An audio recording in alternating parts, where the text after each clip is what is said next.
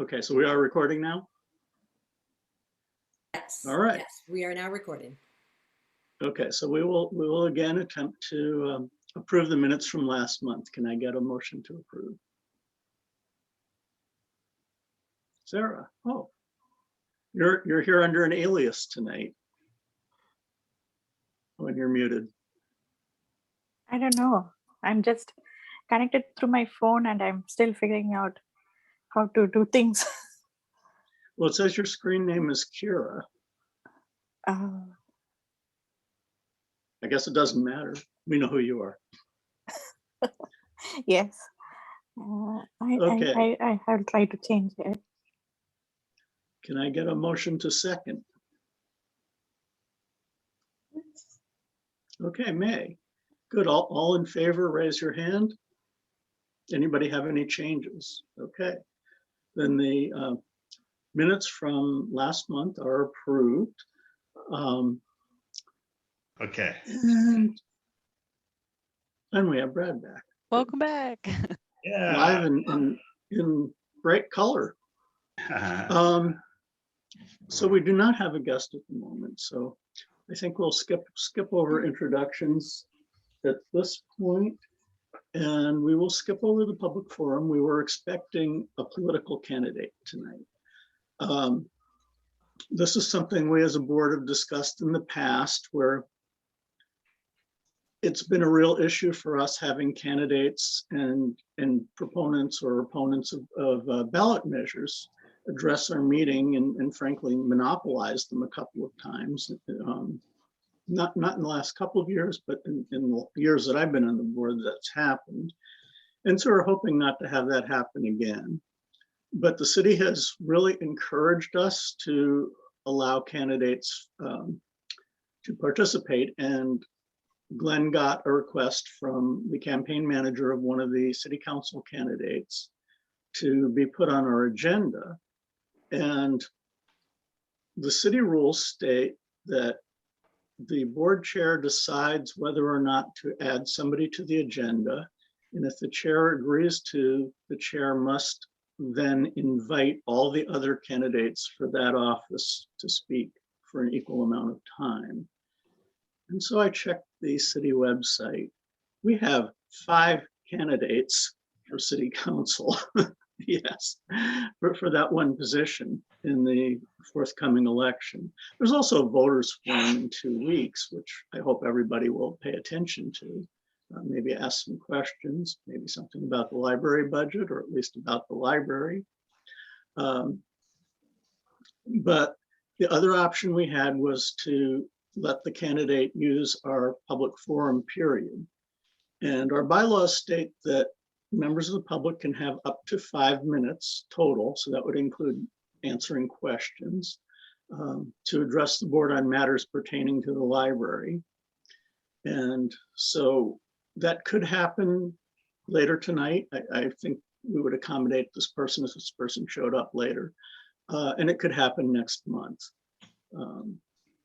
So just a heads up on that.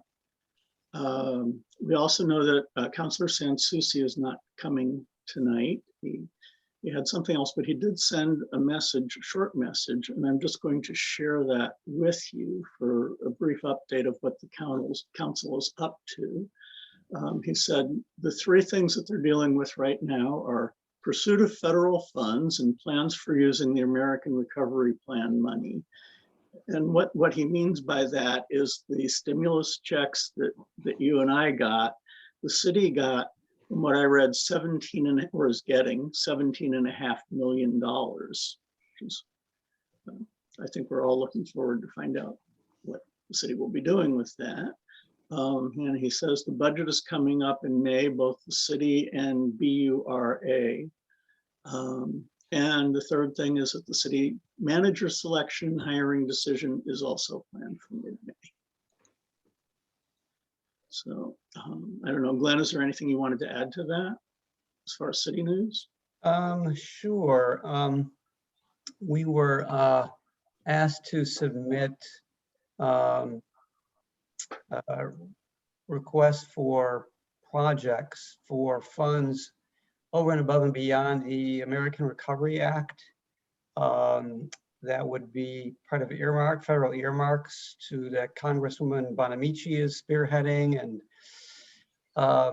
one of those projects that was identified for inclusion as part of the application was the South Cooper Mountain Library project, which Mayor Beatty has embraced as a priority. So last week, I managed to get 3 letters of support for that project, including one from our chair of this advisory board. John was kind enough to write a letter in support of that project and to turn it around in less than 24 hours because we had a very tight time frame. So thank you once again, John. We also received— I don't think I know about this. Sorry? Did I write? I believe you did. I believe you were one of 3. We received a total of 3 letters of support, one from the, oh, sorry. My mistake, forgive me. I'm mistaken. Sorry, one from the Friends, one from the Foundation, forgive me, Foundation Board, and one from THPRD. We also reached out to a couple other partners, but unfortunately, they weren't able to turn it around in time.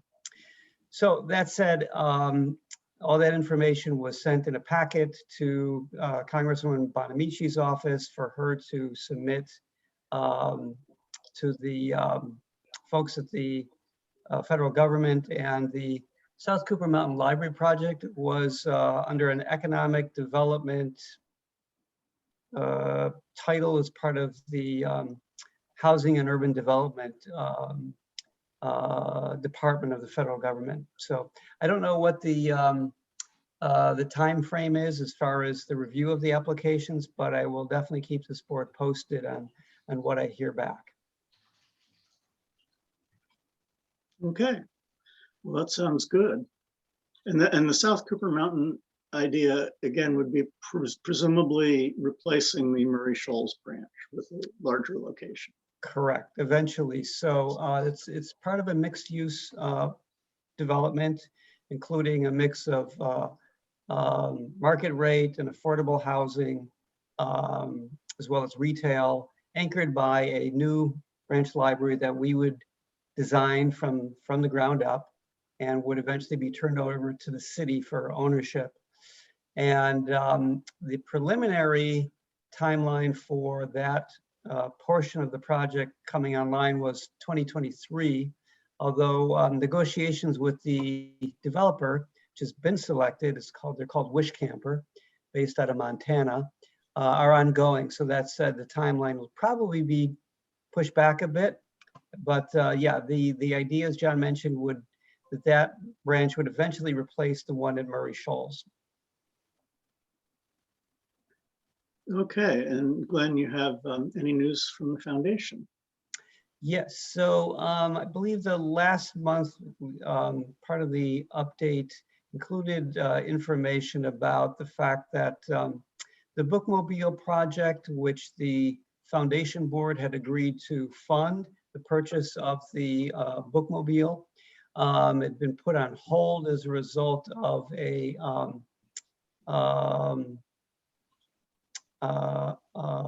denial, in essence, of our request for an additional 0.5 FTE outreach specialist in order to grow our contingency budget for next year. And so that individual was needed to help literally sort of drive the bus, as it were, and help deliver additional programs and services to the community. But that said, we are hopeful that we might be able to submit a request during the supplemental budget period, which occurs twice a year, the first of which would be in the fall,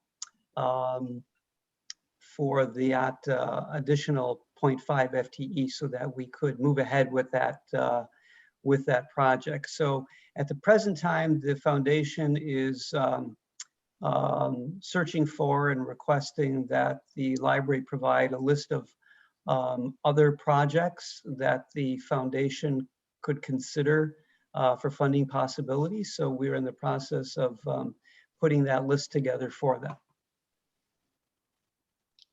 Good. And since Kathleen isn't here, we will also ask you about news from the Friends.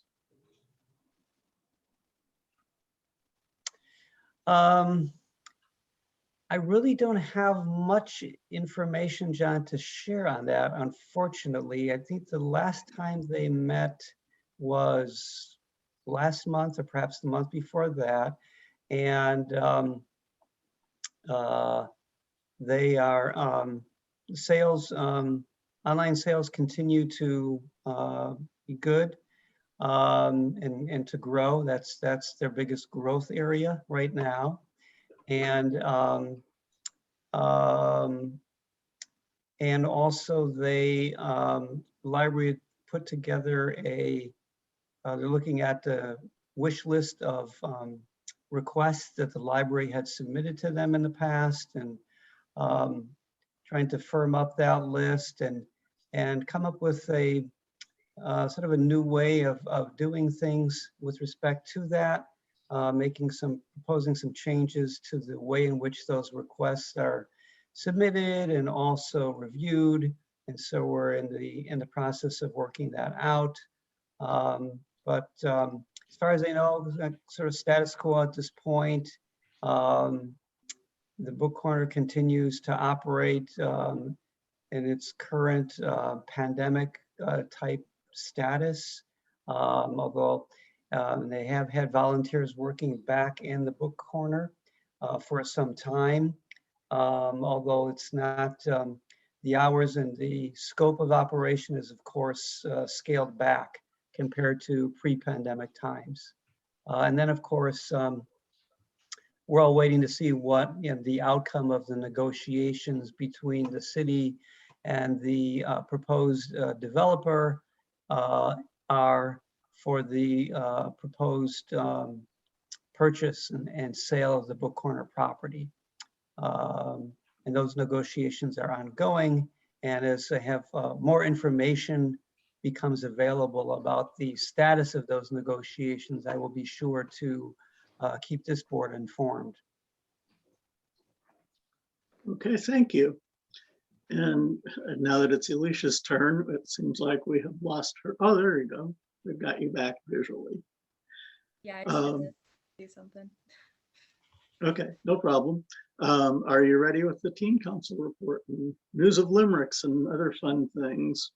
Yeah, so the Limerick contest has been going on, and then we also have our COVID writing contest that's going to be happening soon. So as being like part of the marketing on that, I've already got that on, like for my local school, it's on the news feed there. So it's reaching out to students, and if anyone's familiar with the COVID writing contest, basically it's a contest for students from 6th to 12th grade who are eligible to submit a piece of writing, and that writing can be like poetry, a short story, anything really, and whoever wins will have their writing be put in the Beaverton records for the COVID pandemic, which is pretty cool. And then we had some visitors for our TLC meetings since some things have been a little bit slow, so we just had people come and talk and kind of create more perspective and open our eyes, I guess. And so we've had some coders from New York City, these like girls who are like 17 years old, 16 years old coming, and they were talking about how they were already starting up a business and we're going to like Columbia for some of the clubs there, and basically just making a career for themselves in computer science, which was really cool, and winning like national hackathons. And yeah, pretty awesome. And then we also had an art visitor, someone I know within my own community, which he was kind enough to come and talk. And so that was really cool. And we also, one of the members and I, we did an art lesson that is up now on YouTube in the Beaverton City Library, just like how to do basic art. And then we just did another podcast session, so that should be published or should be published soon. And that went really well. It actually was a bit on the long side, which is good because then there's more to edit. And then we've still continued to do games to sort of socialize during these times since we can't really see each other in person. So we've been doing stuff like Scribble, and you guys know that, and it's been pretty fun. Great. Glenn? Yeah, Alicia, wow, that's very impressive. You guys have obviously been very busy, and then it's so cool about the visitors that you mentioned and very inspiring. I have a question. Can you say a little bit more about, I think you referred to it as the Beaverton records for the pandemic, where the winning entries would go? Yeah, so it's like the Beaverton City Records. I don't know as much as Ian does about it, but it just, because I know we have like records for our city and for like things that happen, like events. And so for the COVID pandemic, within those files would be the students' writing piece Oh, cool. permanently, Okay. which is cool. Yeah, thank you. Sounds like a time capsule or something. Basically. Okay, good. Does anybody have any questions regarding any of the partner reports? Okay, Glenn is going to discuss or update us on the strategic plan. And before we get into that, I want to do a little bit of housekeeping while we have time, just about public meetings, especially since we have some our newer members and alternates, and I don't know how much you were told in your training, and a reminder for the rest of us, but we have our hands tied in certain ways by the laws, which we fully comply with. We are not allowed to have board communications or anything regarding the board. We can have social communications amongst ourselves, or any two of us or three of us or whatever, that's fine. But we cannot have conversations regarding board business. Now, some of this is gray. So for example, this afternoon, just recently, Kathleen sent a message to all of us saying she couldn't attend tonight. Well, that's technically board business, I suppose, but it's not something anybody's going to take us to court over. So yeah, I think just from a common sense standpoint, you can clearly see what types of business we can conduct by email or personal conversations, telephone, but there are other things we can't. So for example, Glenn sends out a lot of information. That's information. You notice that when I find, for example, a news article of relevance, something that where we get some publicity for our library, or something going on with other libraries in the region, or other sometimes national library news, I'll pass along a link to you. And those are informative, but they aren't discussing board business. So I can do that, but we can't comment on it. If we want to comment on it, you have to bring it up at the next meeting, which you're more than welcome to do. And also I want to point out that that isn't something that I do as chair. It's something I did when I was on the board before I was chair. If you see something that you think is of interest and relevance, importance, something regarding Beaverton or the library, please forward it on to all of us. You don't have to go through me. You can, either way you prefer is fine, but that's great. We're all trying to learn and be as informed as we can. But again, we can't comment and we can't discuss. Any questions about any of that? Okay. I don't think we've had a problem with it. Again, I just want to be clear what we can and can't do. And especially if we're going to be having political candidates at our meetings, we want to make sure that we're on the up and up with everything.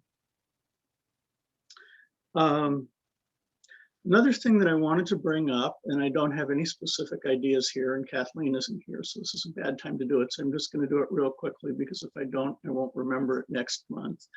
And that is, I would like to amend the bylaws at some point later this year, because I'm a lame duck. So this is my last year of my last term.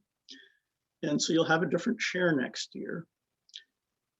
And so this seems like the right time to do it. So effective at the beginning of next year, I would like to make some sort of a change that affects the responsibilities of the chair and the vice chair.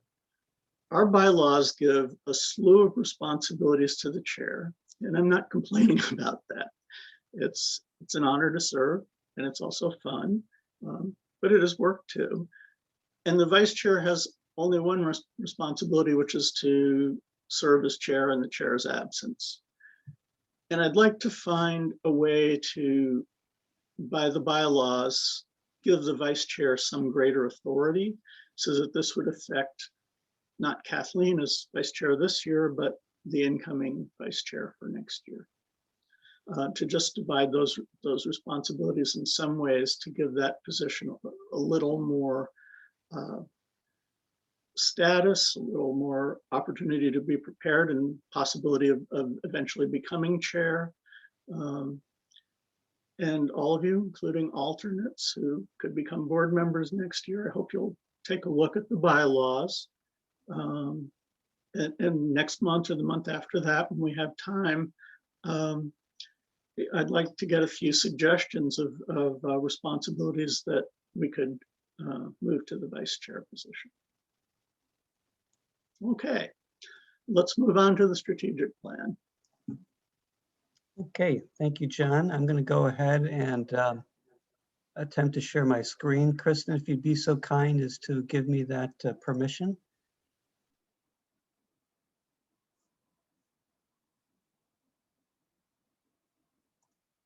Thank you very much.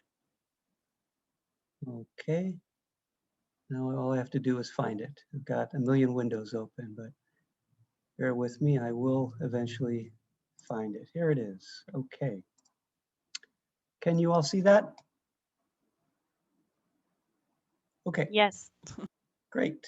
So this is just an update for the board on where we're at with the new library strategic plan. If you recall, our current plan expires this year. It was a 5-year plan, and we're proposing to replace it with a 3-year plan, with one that, as previously mentioned, is adaptable and flexible and very responsive to the needs of the community. So if you recall, we held numerous brainstorming sessions with a variety of stakeholders, including members of this board, in December and January, to solicit input on our mission, vision, values, and strategic directive statements. Well, I'm here tonight to share with the board that we have completed what's essentially the core of the new strategic plan. So we have formalized our mission, vision, values, and strategic directive statements, which I'd like to share with you all tonight by way of an update on this plan. And I believe the last time we discussed this, we had formalized the mission, vision, and values. I think the only thing new would be the strategic directives. So let's just go ahead and get started with that.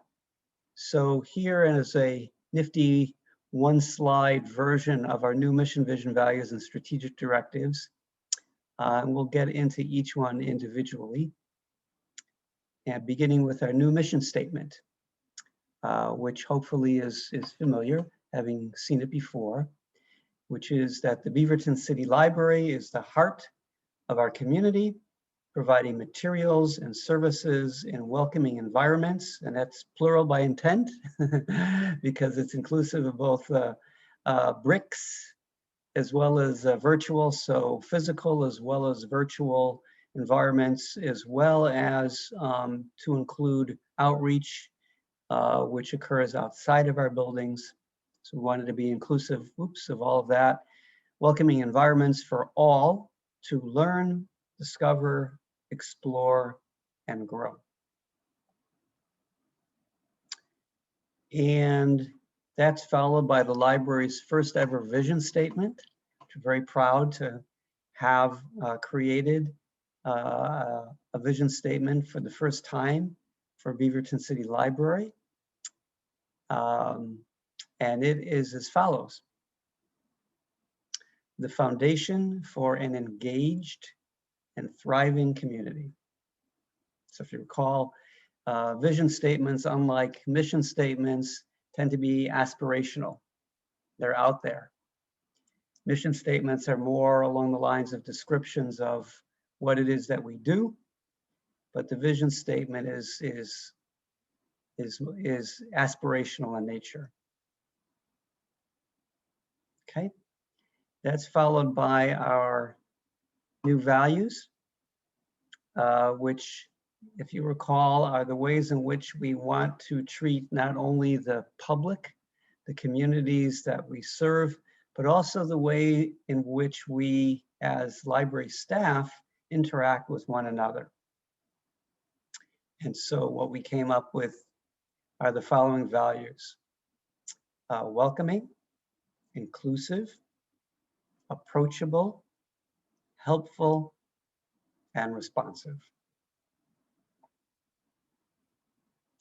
And then finally, rounding out the core of our new strategic plan are the following strategic directives, which are informed by the mission, vision, and values, and which in turn inform the creation of the goals. And there are 3 of them, the first of which is builds, engages with, and is embedded in the community. Expands and champions access to technology. And inclusive, responsive, and creative.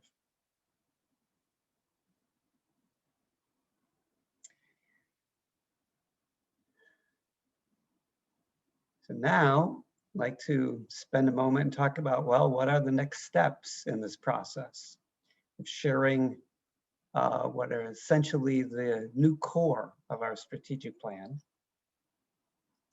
Well, that includes sharing it with the members of this board, as well as the city council and other colleagues, departments within the city, as well as within the library cooperative community and so forth.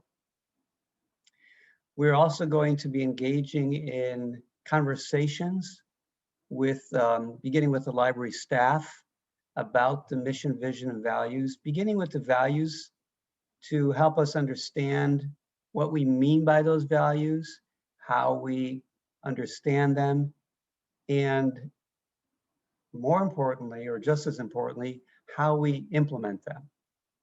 Because we don't want these to simply be platitudes, something that we print in a glossy brochure and put on the shelf and never look at again, but rather we want these to be, to inform how we interact with and how we serve the public and each other on a day-to-day basis. So it's critical that we all have a shared understanding of what they mean, how to interpret them, and ultimately, how do we implement them on a day-to-day basis. And then finally, and this is something that we've, the library executive team has recently begun work on, is to begin developing the goals, actions or objectives, and measures, which are informed by the strategic directives. And with that, I'd like to open it up to any questions, and I'm going to go back to this slide. So we need it as a sort of a memory jog for all of our mission, vision, values, and strategic directive statements. So happy to take any questions that you might have. And by the way, and just another shout out, thank you to those members of the board who participated in our brainstorming sessions, and hope that you found it rewarding and informative and useful. Just really excited to see the things that we talked about in the final product. It's awesome. And it was great to see so many people from the community participate as well. Yes, that was very gratifying. In fact, if I may be so bold to suggest that one of the silver linings of the pandemic is that we've learned that when we are hosting meetings, and this is true, by the way, of library programs that have gone virtual, is we're able to, in many cases, attract a larger audience, simply because it's easier for folks in some cases to participate that way, as well as allowing us to cast a broader net and beyond just the scope, or geographic scope, to include areas beyond Beaverton. So we were able to include community partners across the county, library colleagues across the state, and others in the process. So it was very gratifying, to John's point, to see such a wide group of participants. The only problem is I can't figure out an acrostic to go with the values. Mhm. The word. Yeah, I was trying to think of an acronym, but it doesn't fit anything either.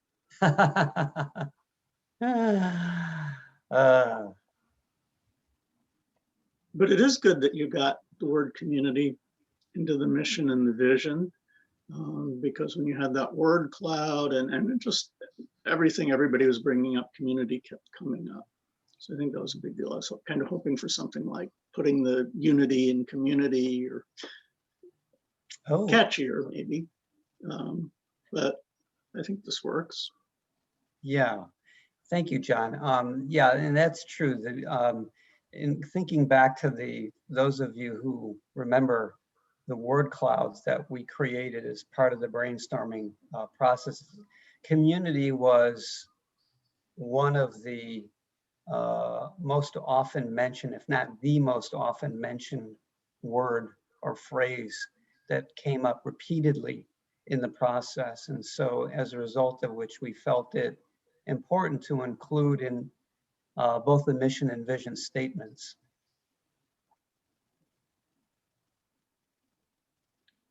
Good. Any other questions or comments for Glenn about the strategic plan?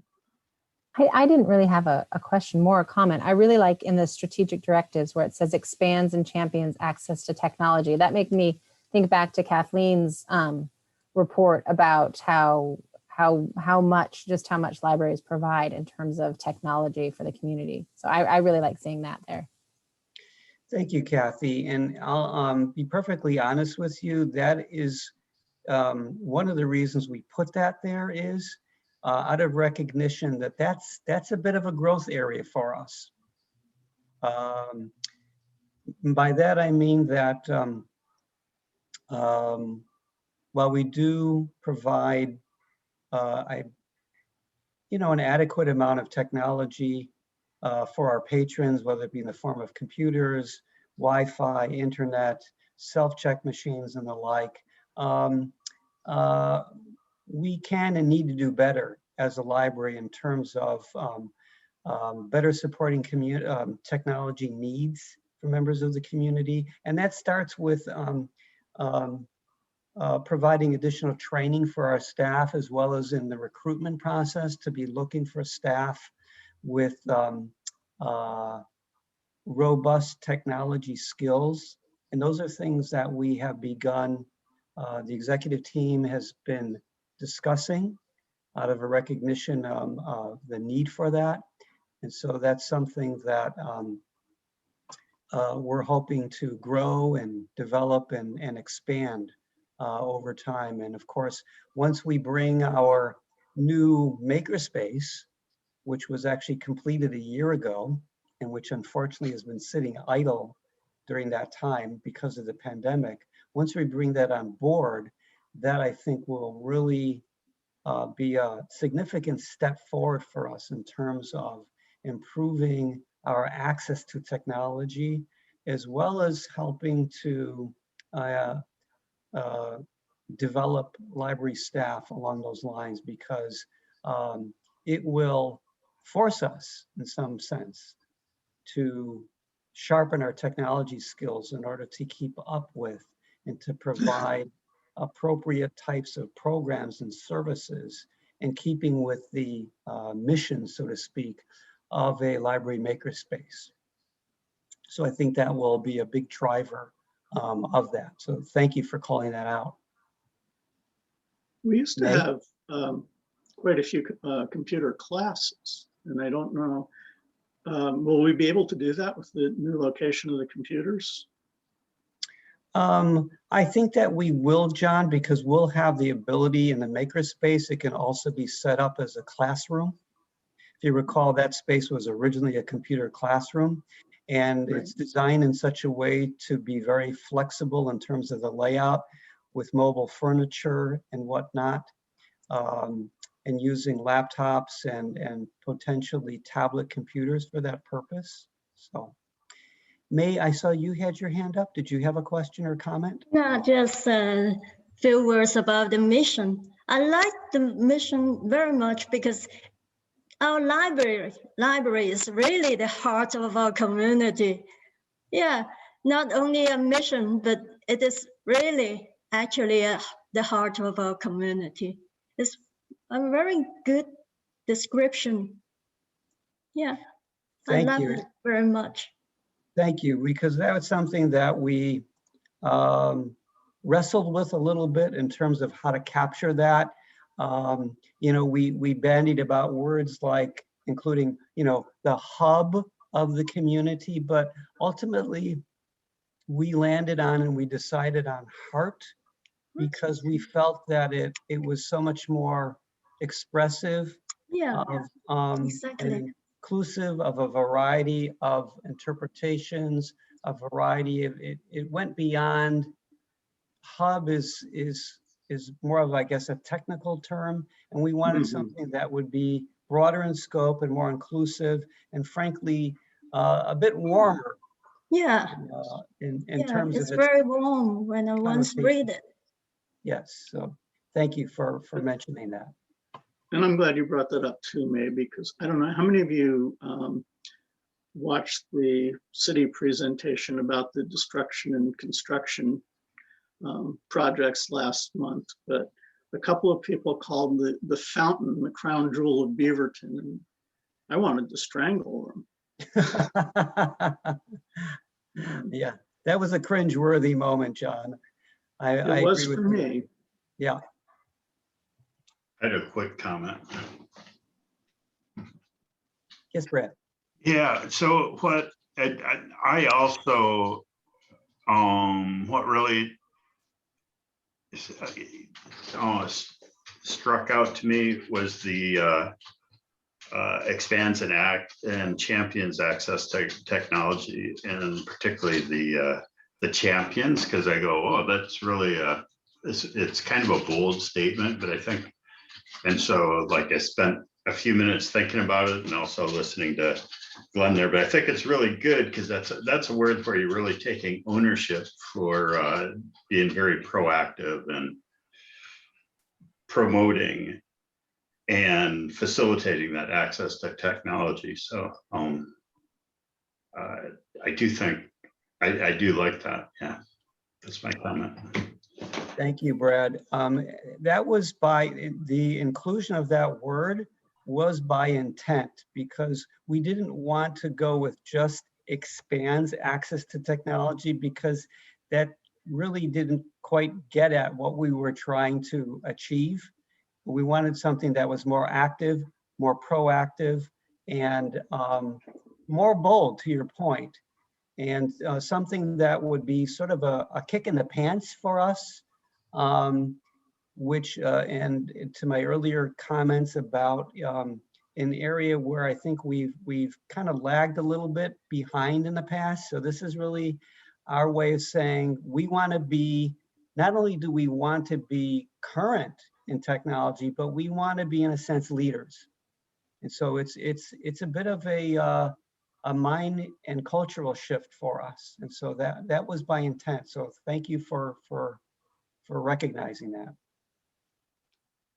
Yeah, this is And I'm going to guess, go ahead. the vision statement is the one I like it. The foundation for an engaged and thriving community. Yeah, without the community, engaging them, and with the community, the library is working together for them.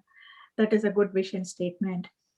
And also in the strategic, you have said like building, engage with, it really combines with the mission statement. So you're building and engaging with the community and is embedded. It's the really sync with the vision statement, where we have the community working together, bringing them together for their needs and anything the community can be rely on library. And also the inclusive, responsive and creative. I say that there is no doubt in library when there is a pandemic, you went creative and started the online resource and online classes or programs. That is the immediate response for the pandemic to become a creative person there. So all these words are like what library do and what library is for. It's really every word is meant for library. Thank you, Sarah. Yeah, getting back to your original point about the vision statement. And yes, and that definitely relates to both the mention of the community and the mission, as well as in the strategic directives. And the idea is, in order to, the thought behind it was that if we're going to be making the statement that we're the heart of the community, then we have an obligation to, and a responsibility to help build and engage with that community. So they all really interrelate, to your point, with one another, and build upon one another and support one another.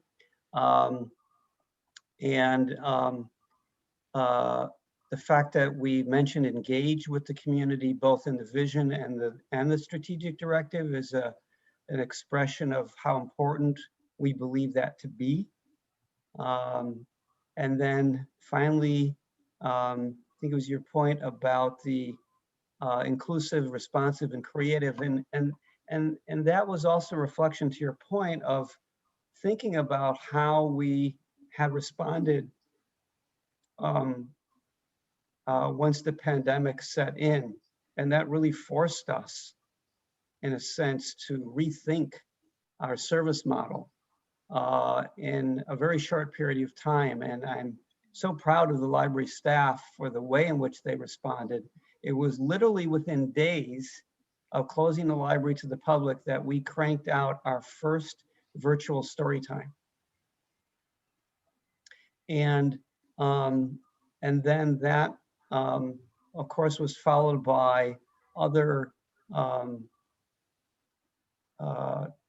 virtual types of services, as well as on-site services, including curbside, et cetera, and virtual reference and so on. And so we wanted to capture those statements, and we wanted that to be a part of how we sort of did business as a library, as an organization going forward, and to remind ourselves that this isn't something that we just do out of necessity in the event that there's a pandemic, but we wanted to incorporate that into sort of the woof and the fabric of what we do as an organization. We want to continue to be inclusive, responsive, and creative in general, whether it's during times of duress or whether it's during quote unquote ordinary times. So thank you for pointing out and recognizing the interrelationship and the connection between all the various statements. Hey, Glenn, is it possible to scroll down that screen a little bit? Because that's right now it's cutting off for me after that second line of the strategic directives. Okay, maybe that's the end. Okay, is that all right? Yeah, there's just the three statements. Okay, got it. Yeah. I see what it looked like there should be a word after creative, right? Yeah, it looked like there was. I was thinking too. I thought that there was a little bit more there, but okay, that's good. Thanks. Sorry, maybe I should have put a period at the end. Or as my British friends would say, a full stop. Well, you have a comma after explore at the end of the mission. it looks like. Oh, you're right. Right. Hold on, let's scroll down to and grow. Ah, And that's what's grow, missing. okay. And grow is missing. Thank you. Thank you for pointing that out, John.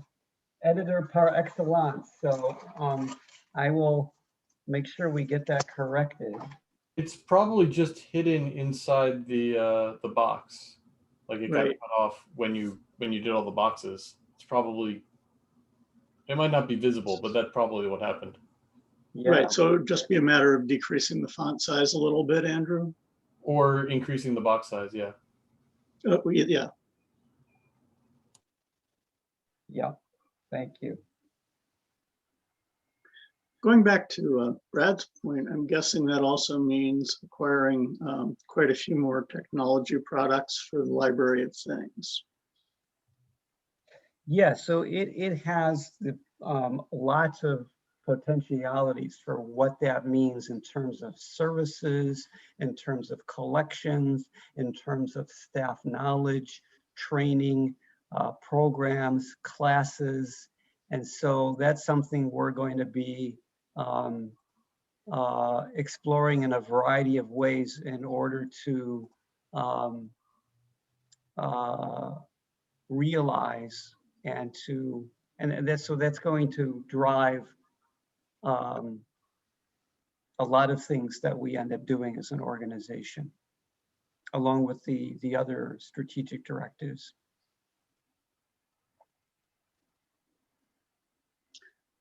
What in there do you see as maybe being critical for helping people who will be in the job market or are in the job market now with, I mean, I don't think we have a good idea of how the pandemic has affected people in Oregon as far as employment goes yet, other than retail anyway. Yeah, I think that that could be found and reflected in a variety of ways, including in our mission, where it states the phrase about providing materials and services for folks to learn, discover, and explore. So that think about providing classes, whether it be for job seeking or any number of things to help folks learn. And also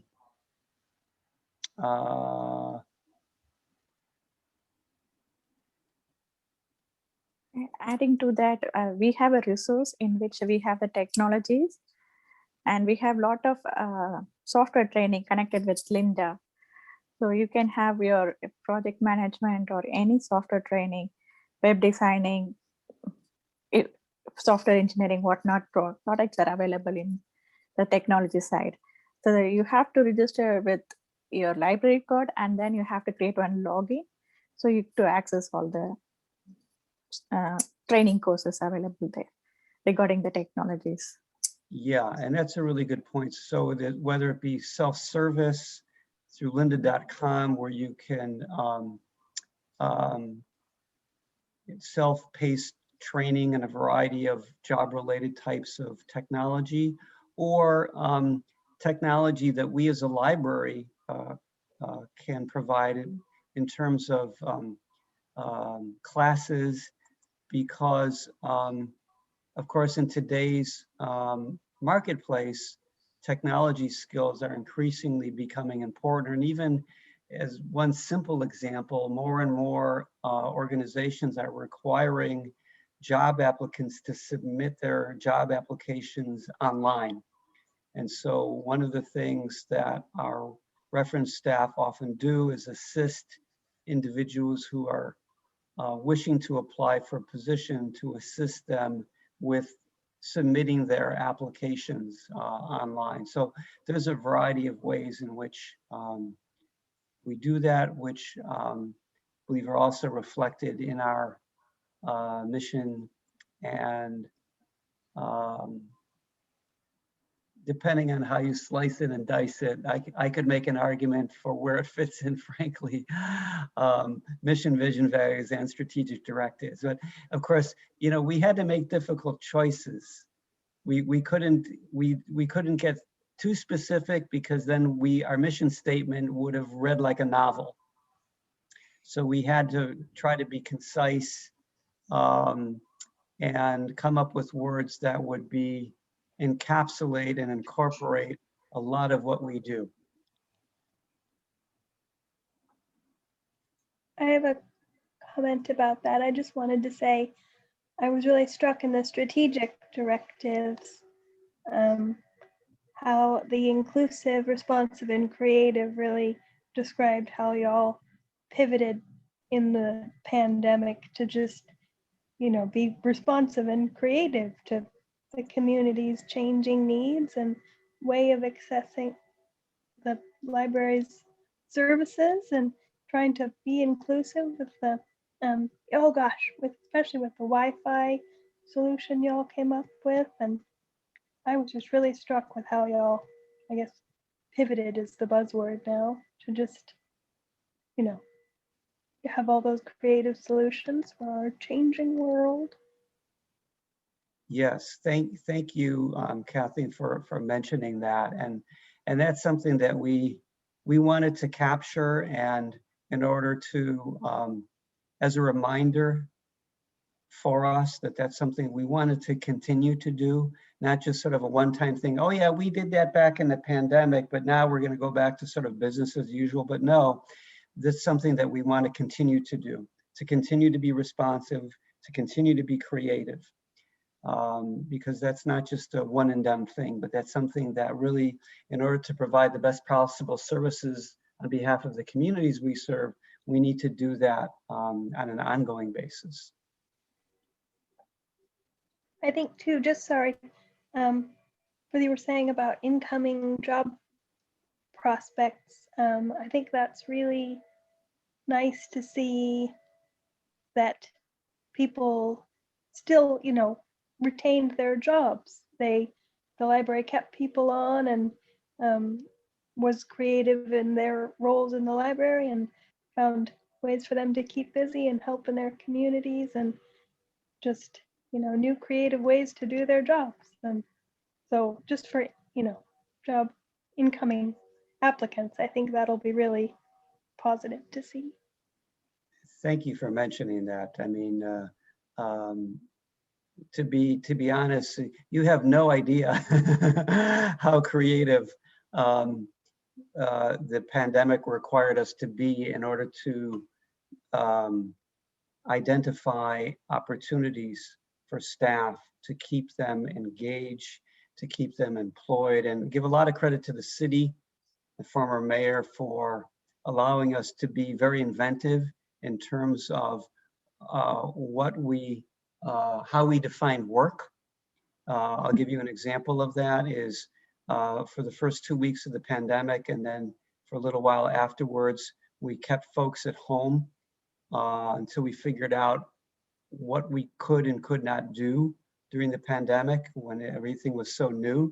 We're still trying to get a handle on the situation. The city allowed employees, for example, to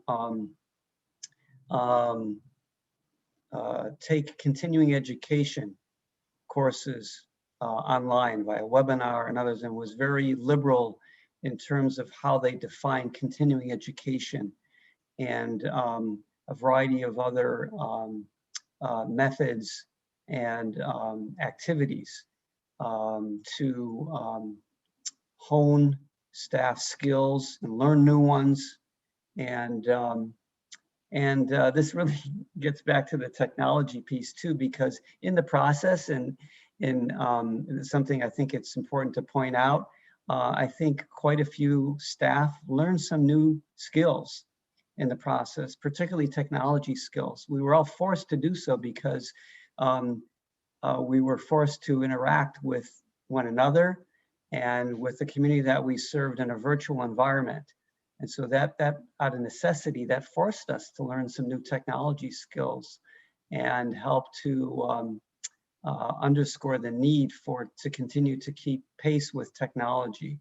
The pandemic was a real driver of that, and also in coming up with new and creative ways to work and how we worked, whether it was on site, whether it was virtual, whether it was a combination, as well as how we served in the community.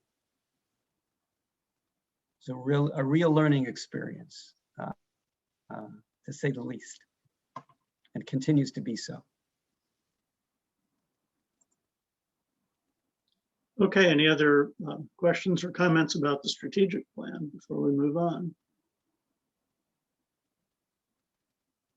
All right, I guess I'll talk for 30 seconds about nothing to give Glenn a chance to get a sip of water or catch his breath before we move on to the director's report. I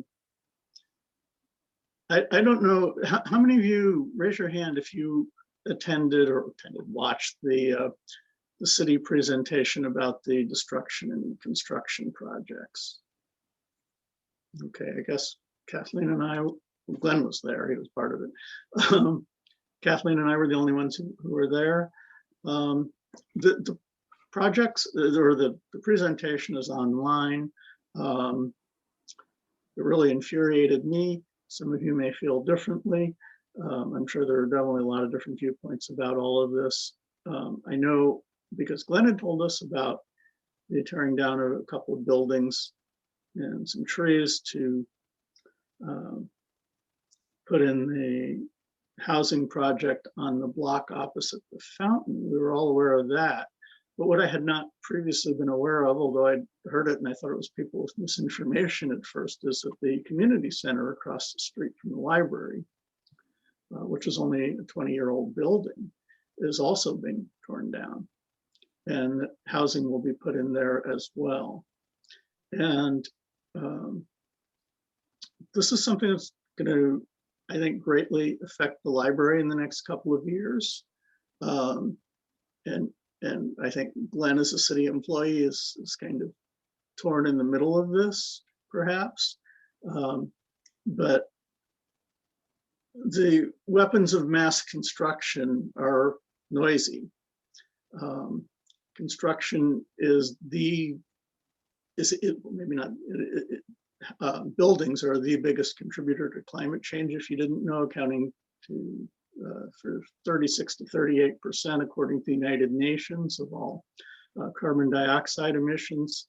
Cement, production of cement alone is 9 to 10% of all carbon dioxide emissions. And in fact, for every ton of concrete produced, it releases a ton of carbon dioxide into the air. So there's going to be a lot of noise, a lot of pollution, and it's going to be going on for quite a while. So it's going to affect the library. It's probably going to affect the library's parking. I don't know how much the noise will be a factor inside the library. I don't know if that's part of what the city studied. Maybe something Glenn plans to address in the director's report. So I've given you a minute, so we'll move on to the director's report. Sorry for ranting. No, that's a good segue, John. So let's talk about, as John mentioned, there was a town hall meeting that Mayor Beatty convened, was it last week or the week before last, to talk about the 3 construction projects along 5th Street, beginning with the fountain. Some members of the board may be aware the fountain is under construction. It's actually to fix what's essentially the plumbing of the fountain. The fountain was completed around the same time as the library was, about 20 years ago. And the pipes, the plumbing, etc., is in need of replacement. And so that project is underway and scheduled for completion hopefully in August of this year. The new fountain will be have a programmable feature so that the water jets can form different patterns. They'll do different colors. It'll play sounds, music, etc. So it'll be a improvement we believe, over the existing fountain. And then the next project, sort of kitty corner from us, of course, is the Book Corner Integration Project, about which we've spoken several times previously. And the negotiations with the developer ongoing for that project. And then the one that John referenced across the street from us, the community center, is scheduled for redevelopment as part of the Metro Affordable Housing Bond. If you recall, the voters approved last May a $659 million affordable housing bond to provide, I believe it's 20,000 new affordable housing units for the region. And there's about 5 cities that have been designated as recipients of those funds, including Beaverton. And Beaverton was the first recipient to break ground on the very first affordable housing development as part of that that bond measure, and that's the Marianne housing development, which is I believe it's First Street, and I think the cross street is Angel, and that is under construction as we speak. And then the community center would be, I think it was, memory serves, I said the 3rd such project, affordable housing project. So, and the intent is that this would be affordable senior housing with potentially some retail or commercial component, TBD, to be determined in terms of what that is. And then of course the impact is that in that building currently houses the severe weather shelter, which has been this year due to the pandemic has been increased, the timeline to go through May. And then there's also community meeting space in that building, and then also community gardens. So the city is committed to finding a new home for the shelter, as well as community gardens and also meeting spaces. In fact, the newly proposed South Cooper Mountain Branch Library project, part of the architectural program for that, that project calls for the creation of community meeting space in recognition of the need to provide additional meeting space. Yes, there is significant potential impact to the community for that development, both pro and con, depending on your perspective. And then of course, as John pointed out, the whole impact of the construction, and should that project move forward, which of course it's ultimately subject to the approval of the City Council, along with the Book Corner Integration Project. We'll be working very closely with our colleagues in community development, who are the drivers of that project, to do what we can to mitigate any negative impact to the library and the construction of that, whether that be impact to available parking spaces in the east parking lot or to noise. We're already feeling the impact right now of the city fountain project, because since the fountain is under construction, that means the city park is not available for use by the community. So as a consequence, we've already seen an uptick in utilization of the library lawn, which has now become the new city park. So we've seen an increase in utilization. And once construction begins, should the project move forward of the community center, it's quite possible that, and by then, of course, the fountain will have been completed, it's quite possible that we'll see an increase in utilization of the city park, and that folks who otherwise may have been drawn to the green space in front of the library may choose instead to go hang out in the city park, because it may be quieter, because it will be at a further distance from where the construction is happening. So that project is, as mentioned, is not a done deal. It's not only in terms of the design of the project, but also in terms of the potential mixed use portion, i.e. the commercial portion. So still a lot of work to be done on that.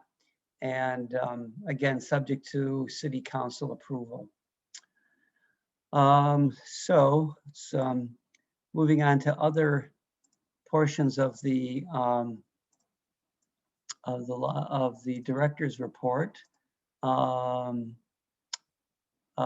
Phase 2 of the library, just an update of phase 2 of the library reorganization. So earlier this month, on the 6th of this month, the city council approved the most recent phase of the library restructuring, and that involved the elimination of the Access Services Division as a separate division and the incorporation of the official incorporation of that division into 2 existing divisions, the Public Services Division and the Materials Division. So the Public Services facing aspect of the Access Services Division was incorporated into the Public Services Division, and the Materials Handling portion of the former Access Services Division was incorporated into the Materials Division.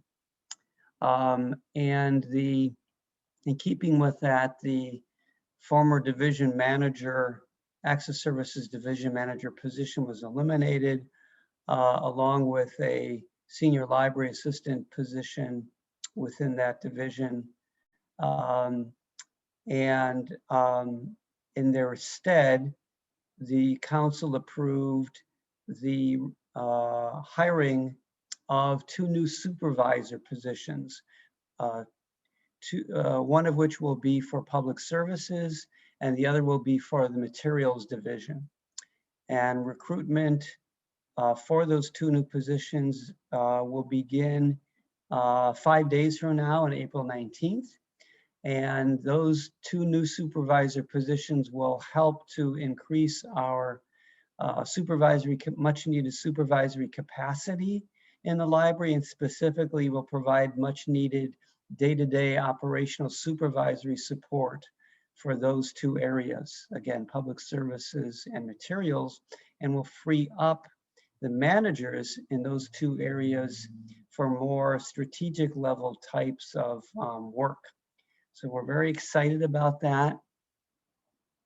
And as previously reported to this board, when you compare us to other peer level libraries, for example, I believe it was our, if memory serves, our staff to supervisor ratio was something like, I believe it was something in the neighborhood of 11 to 1, whereas our neighbors to the west in Hillsborough, they had a ratio, I think it was closer to about 4 to 1. And then I believe Eugene, which is another peer institution downstate, was about 7 to 1. So it also brings us closer in line with some of our peer institutions in terms of our staff to supervisory ratio. And then just an update on our current services. And the end of last month, so on March 30th, we expanded our service model at the branch and launched the grab and go service, allowing patrons back into the Mauritius branch for the first time in more than a year for self-service holds pickup and self-checks and browsing of the collection. And then yesterday, we also expanded the service model to include computer utilization for 2 computers, access to 2 computers on a self-serve or first come, first serve basis for up to 30 minutes. And as of yesterday afternoon, we had 3 patrons already take advantage of that service. So we're very excited about that, the expansion of services at the branch. And then I believe it was 2 weeks ago, we expanded capacity at Maine from 35 to, 45 patrons. And that is going well. And now we are currently exploring ways how we can provide additional access to services at both locations, and in Maine specifically, for ways in which we can provide self-service holds access, and exploring ways in which we can make that happen. Currently, the holds area at Maine is a little bit of a pinch point just because of the layout. For those of you who are familiar with, when you first walk into the library, you go past the security gates, and then on the left you have that hold, what's now what we call the holds desk, and then in back of which are the hold shelves. And then you have in front of that, you've got the staircase, and then to the right of that, you've got the self-check machines, and then the circulation desk. So we don't have a lot of real estate there, so we're exploring ways that we might be able to expand that area to sort of mitigate the risk and free up some space and open up the space. And one way is that the city is looking for ways of and proposals for and projects in which we might be able to utilize the American Recovery Act funds to renovate city buildings and provide additional services, and including technology. So one of the things we're going to be looking at is a potentially remodel of the building for both our current service and future service model, to open up that space to provide more self-service type options. So that's more of a long-term thing, but in the short term, we're looking at ways in which we might be able to do that sooner. Let's see what else. Moving on to, media mentions. Some of you may have seen there was a story that Fox 12 News ran. They showed up unannounced at the main library about a week and a half or so ago because it turns out they were following us on Twitter. And they wanted to report, do a story on, a little bit late, but better late than never, on our virtual story times and other virtual programs. And so we were able to accommodate them with no notice. And some of our staff, programmatic staff, rose to the occasion, and they ran with the story that day at noon. And then that also appeared on the 6 o'clock news, and is also on their website. I will go ahead and paste the link to that in the chat for those of you who might be interested. I just popped that in there now. And perfect, thanks, Glenn. That story. That is so great. Yeah, it was very exciting, and they got most of the story accurate, which was also good to see. They also interviewed patrons as well as staff, yeah, overall we were pleased with the story, and good, of course, good visibility for the library and for the staff. On the facilities front, construction on the 4 new study rooms continues and is slightly ahead of schedule. So we're anticipating that perhaps as early as the 3rd week in May, those might come online, and we're really looking forward to that.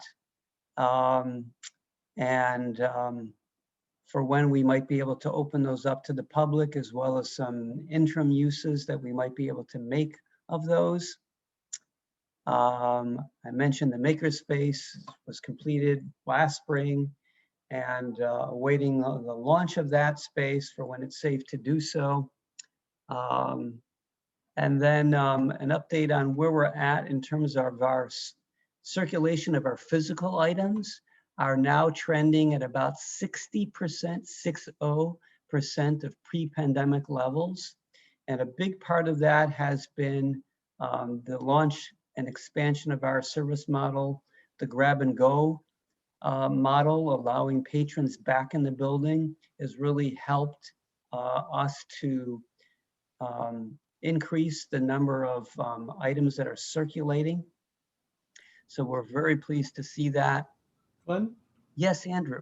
how has the electronic circulation changed? So that continues to be trending at about a 45% increase above the previous year. That said, even in pre-pandemic times, the utilization of our electronic resources, specifically things like ebooks and audiobooks, had been trending up. But with the pandemic, particularly at the beginning, when everything was virtual, we saw an increase in utilization, and that's true across the county. I mean, that's true not just across the county, but across the country.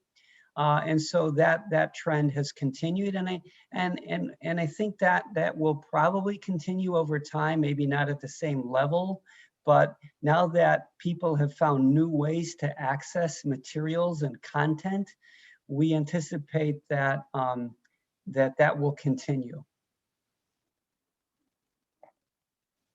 On the programming front, some of you may have attended this event.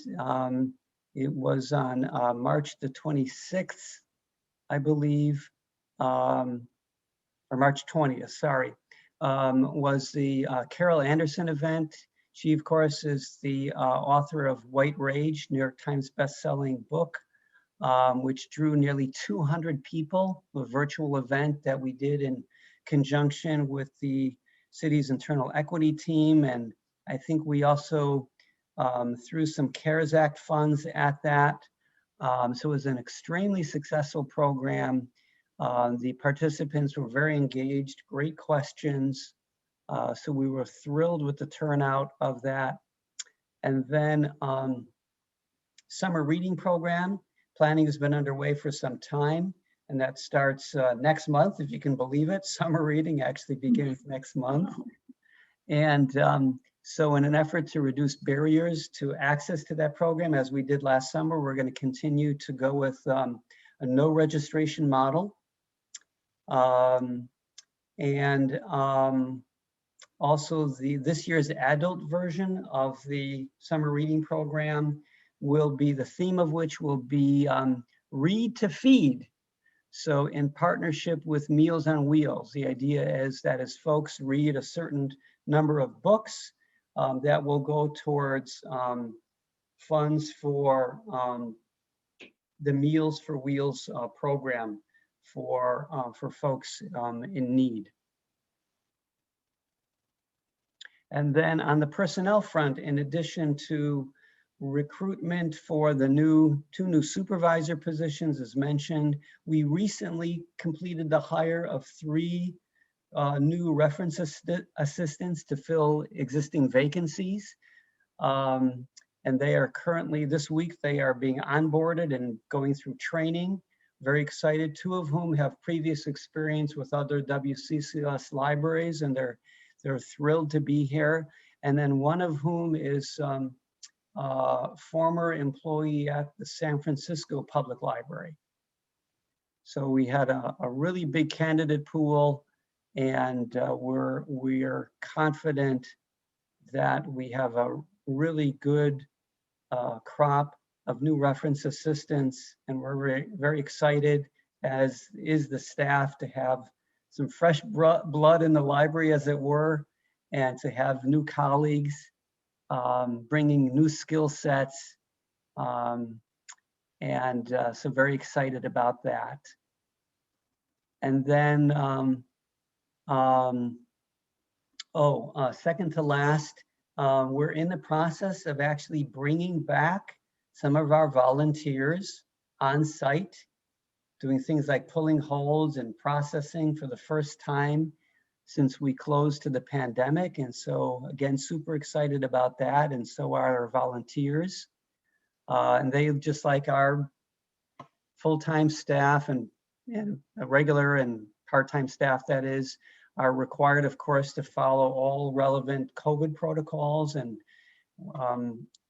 requiring our volunteers who are back on site to sign consent form, making sure that they agree to comply with all of the relevant protocols. We're very excited to see them back in the building at both locations. And then last but not least, we did receive one comment card. And John, I don't mean to put you on the spot, but do you have that handy by any chance? I might. I think I have it as well. Yes. Oh, wonderful. Yes, Thank you.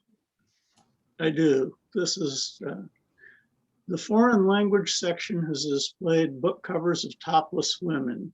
Children walk through this section to get to the children's books, and the patron left the name and asked to be contacted by email. Yeah, so I saw that comment card. I think I know what it is that they're asking, but it is an opportunity for us to clarify what exactly they want us to do about that.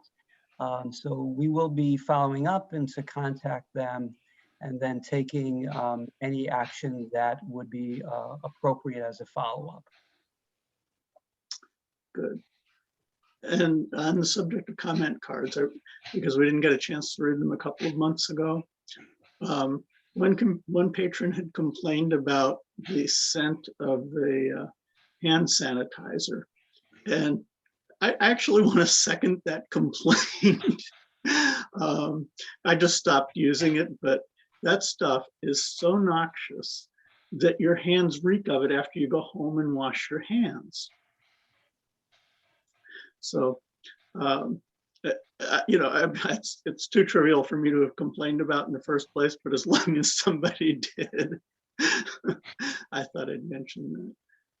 Yeah, thank you, John, for mentioning that. I believe we're supplied with that along with other departments by the city's facilities department. And in fact, I believe, and they had been, and I believe they're still supplying us with what's essentially homemade hand sanitizer that the facilities department is sort of cooking up in these big batches and then distributing to individual departments as needed.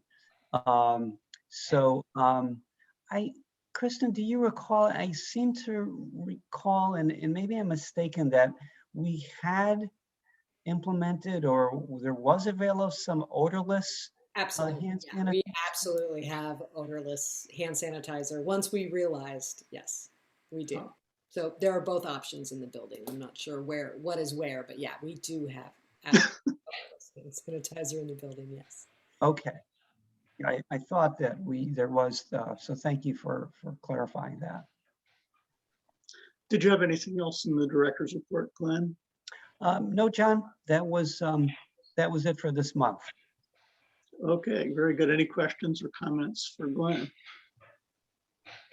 I have one question.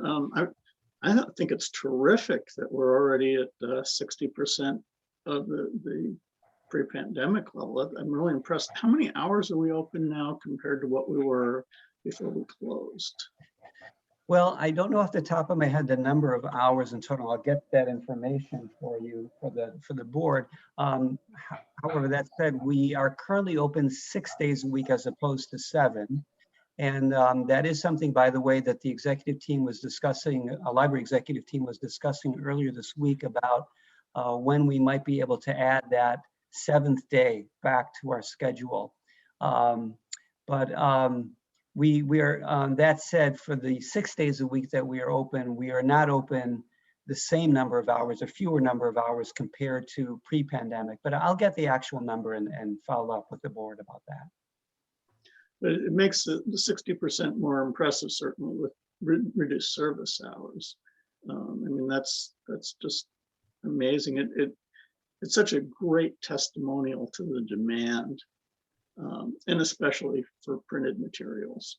I mean, yeah, of course, we know that the electronic circulation is surging, and that makes a whole lot of sense too. But I'm really pleased to hear that.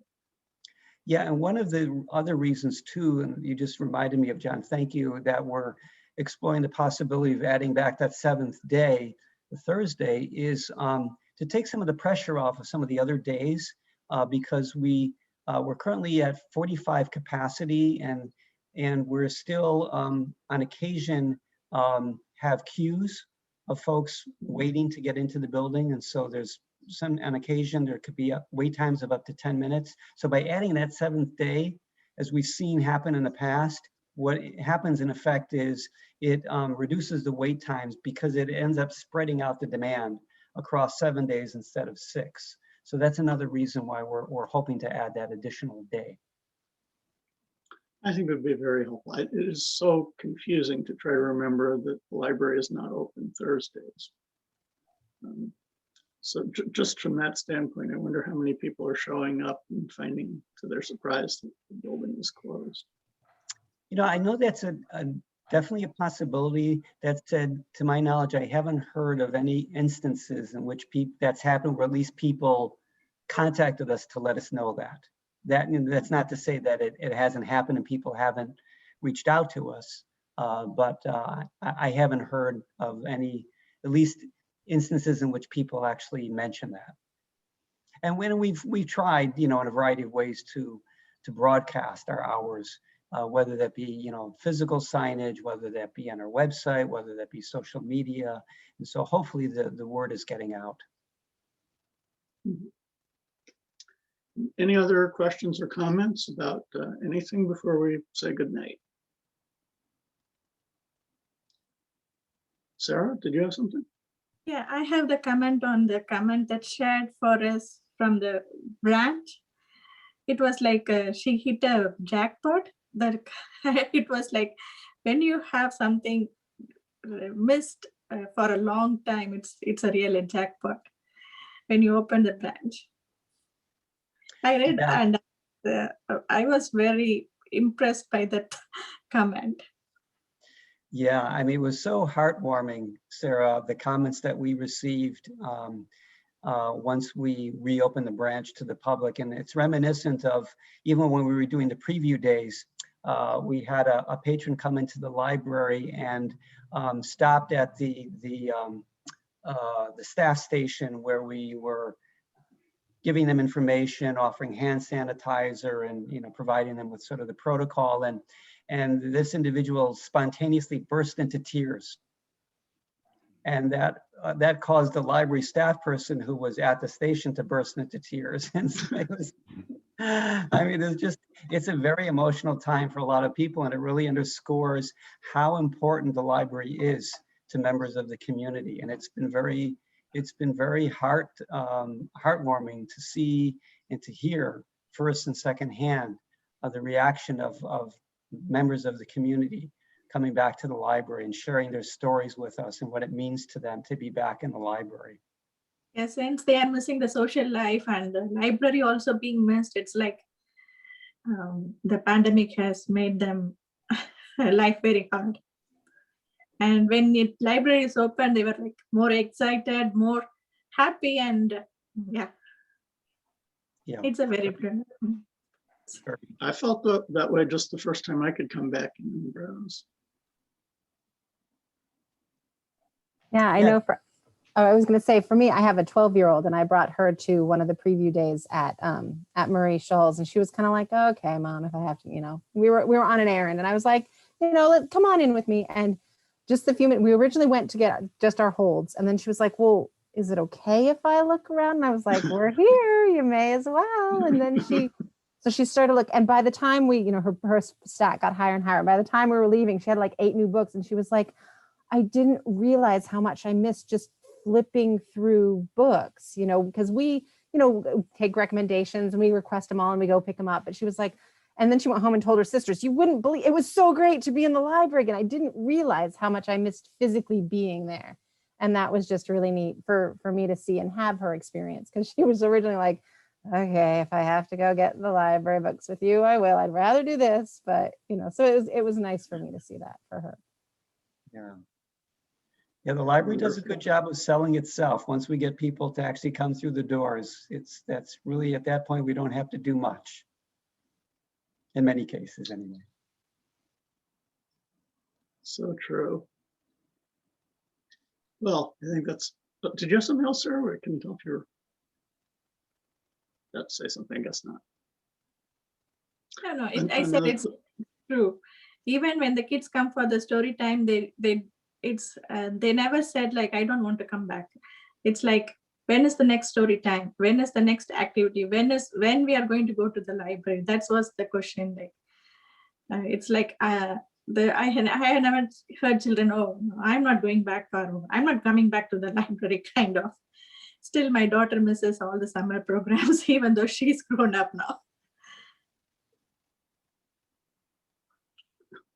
She's not too old for it. There's always teen library council, keep it in mind. Absolutely. Oh, on a related subject, Glenn or Kristin, perhaps, maybe sometime we're getting about to the point where Kathleen and Cathy, and I think Mei as well, could get a tour of the facility, and whatever we had to put on hold in the way of orientation. Yeah, I think, John, we can start planning for that. Again, you know, every member of the public, so to speak, including board members, counts towards our capacity. Mm. So that said, we try to be very judicious in terms of who we've been inviting into the building. And so if it's all right with you and with the board and the new members, and you're really anxious and want to have you come into the building, if we could perhaps wait until such time as we increase our capacity. Let's say the next step would be, because we've been increasing it in increments of 10, go from 45 to 55. If we could wait until then, that may give us, you know, a little bit more flexibility in terms of when we would be able to do that. That sounds fine. I just. Oh, the other possibility, you know, we could do it on a Thursday when we're closed to the public. That would be another possibility. So if you all want to, let's say, reach out to myself and or Kristin, we'd be happy to arrange for that, you know, on a Thursday. Or if that doesn't work, we could look forward to doing that once we expand our capacity to 55. I'll leave all of you to make arrangements for that. And that sounds like a great idea. You can coordinate your schedules. We're running a little late tonight, so I want to wrap up at this point. I think I don't want to have to keep everybody, even though we're having so much fun talking about the wonders of being back in the library and everybody enjoying it so much. Cathy, that was a great story. I'm so glad you shared it. Please don't forget to look in the chat where Glenn posted the link to the television story, and please take a look at the bylaws and see if you can find something in there, or one or more things that you think may be appropriate to shift to the vice chair or shared between the chair and the vice chair. And we'll discuss that in the future. And I'll call the meeting adjourned at 7:39. Thanks again. Good night, everyone. Thanks, everyone. Have a good rest of the evening. Night. Good night.